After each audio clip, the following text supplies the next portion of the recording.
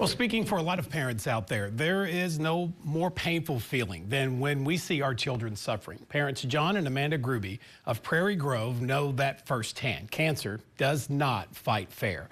Their young son, Cam, won a battle against leukemia, but now they realize that battle is an all-out war. Tonight on The Good Stuff, how they also quickly learned they're not alone in this war.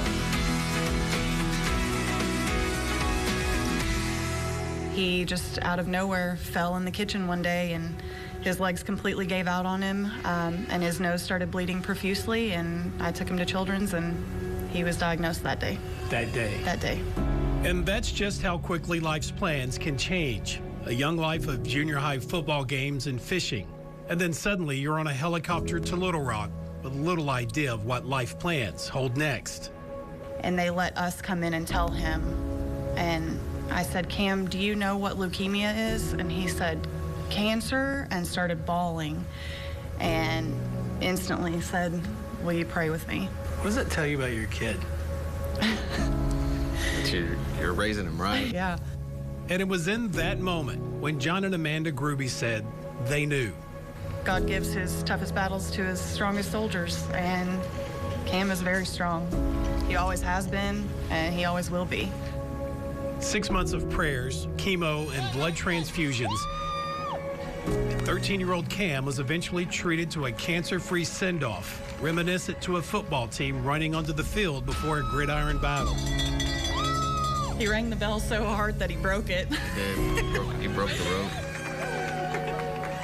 That glorious moment was in December of last year.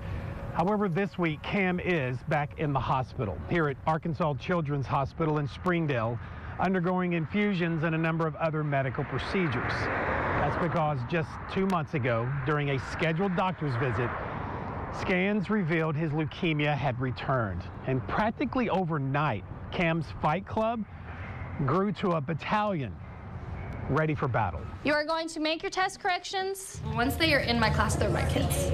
And I love them just like they're mine. Prairie Grove 8th grade teacher Kelby Osborne is Cam's English teacher and also leads the junior high school's Fellowship of Christian Athletes, a group that includes McKenna, Bennett, Gibby, and Arden. He's like our very best friend, and his family and him have done a lot for this community, so I feel like we should give back to him. It's why they recently held a fundraiser, generating thousands of dollars for Cam's family.